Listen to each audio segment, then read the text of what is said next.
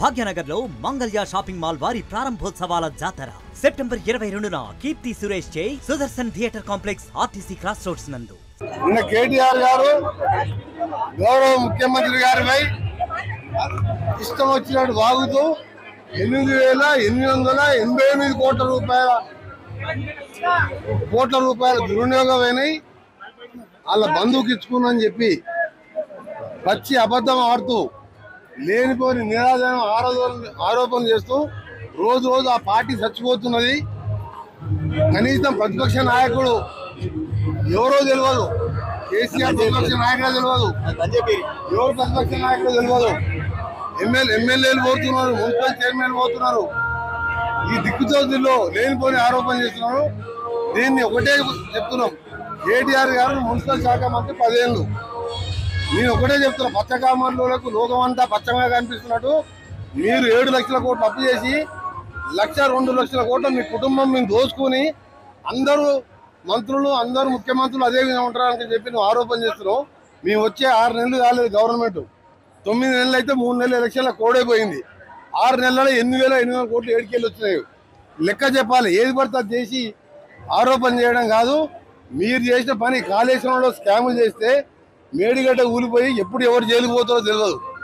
Phone tapping చేసి మన America పోయి ప్రభాకర్ రావు రావద్దని ఓసారి హరీష్ రావు పోయి చెప్పొచ్చును, మన నువ్వు పోయి చెప్పొచ్చున్నావు. కేటీఆర్ ప్రభాకర్ రావు వస్తే మీరందరూ జైల్లోకి పోతారు, మీరందరూ జైలుకు పోతారు ప్రభాకర్ రావు అని చెప్పి మన అమెరికా పోయి కేటీఆర్ కూడా నువ్వు రావద్దని చెప్పొచ్చును, అంతమంది హరీష్ రావు రావద్దని చెప్పొచ్చును. ఇవాళ మీ దోపిడీ అంతా బయటపడుతుందని చెప్పి ఫోన్ ట్యాపింగ్ ద్వారా మీరందరూ కూడా లోపలికి పోతారు భయంతో.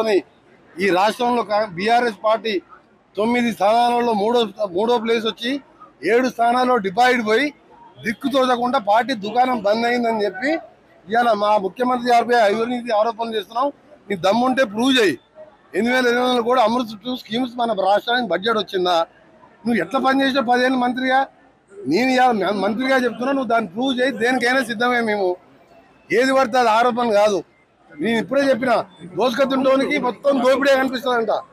అది జీతాలు ఇవ్వలేని పరిస్థితి ఉండే. నువ్వు 15వ తారీఖు జీతం ఇస్తుంటివి, మేము ఇవాళ 1వ తారీఖు జీతం ఇస్తున్నావు.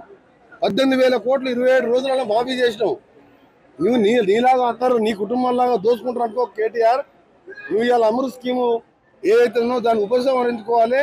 లేనట్టయితే మన 16 స్థానాలు ఏ విధంగా డివైడ్ పోయిందో రేపు ఎంపీటీసీ సర్పంచ్లో ఏ ఒక్క గ్రామంలో ఒక సర్పంచ్ ఒక ఎంపీటీసీ కూడా గెలవరు.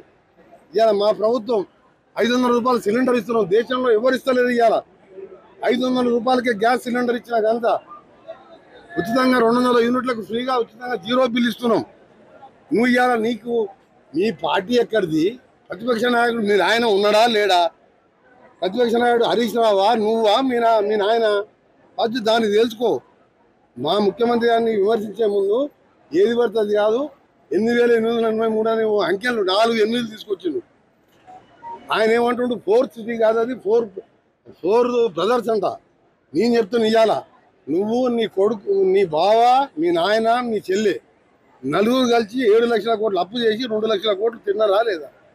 మీది 4 ఫ్యామిలీ మెంబర్స్ ఆట. ఇవాళ ఫార్మా సిటీ దగ్గర స్కిల్ యూనివర్సిటీ కట్టి ఇవాళ యువతకు ఉపాధి కల్పించడానికి నేను కూడా అక్కడ ఎంపీగా ఉన్నా గతంలో.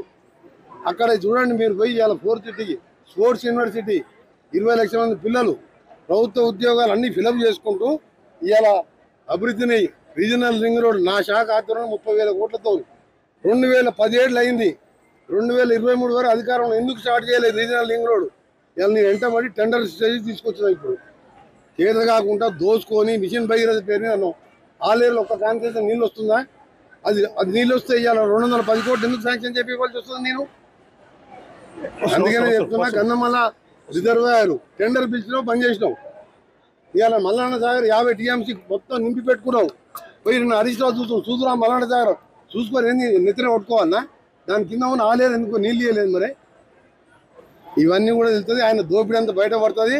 మళ్ళీ ప్రభాకర్ రావు అమెరికాకు పోయి నువ్వు రాకు, నువ్వు వస్తే ఫోన్ ట్యాపింగ్ మేమందరం జైల్లోకి పోతాం, ఇప్పటికే మా చెల్లె కూడా జైల్లోకి పోయింది అని చెప్పి ఈయన బతిలాడి ప్రభాకర్ రాకుండా ఎన్ని రోజులు ఆపుతారు?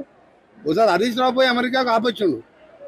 అందుకనే చిల్లర మరల లేనిపోయిన ఆరోపణలు మా ప్రభుత్వం పైన మా ముఖ్యమంత్రి ఆరోపణ చేసినా ప్రజలంతా గమనించే 16 స్థానాల 16 స్థానాలు ఓడిపోయి ఇంకా సిగ్గు లేకుండా మాట్లాడుతున్నావు కాబట్టి ఎవరైనా రేపు వచ్చే ఎన్నికల్లో చూద్దాం. ఒక జిల్లా పరిషత్ కాదు, ఒక మున్సిపల్ చైర్మన్ గెలవాలి. భాగ్యనగర్ లో మంగళ్య షాపింగ్ మాల్ వారి ప్రారంభోత్సవాల జాతర సెప్టెంబర్ 22న కీర్తి సురేష్ చే Sudarshan theatre complex RTC cross roads నందు. సెప్టెంబర్ 27న సంయుక్త మీనన్ చే Narsing main road HP petrol bunk పక్కన. సెప్టెంబర్ 29న శ్రీలీలా గారిచే మణికొండ మర్రి చెట్టు నందు. మంగళ్య షాపింగ్ మాల్స్ గొప్ప ప్రారంభం. ప్రారంభోత్సవ ఆఫర్స్ మిస్ కాకండి. Mangalya shopping mall, Telangana, Andhra Pradesh.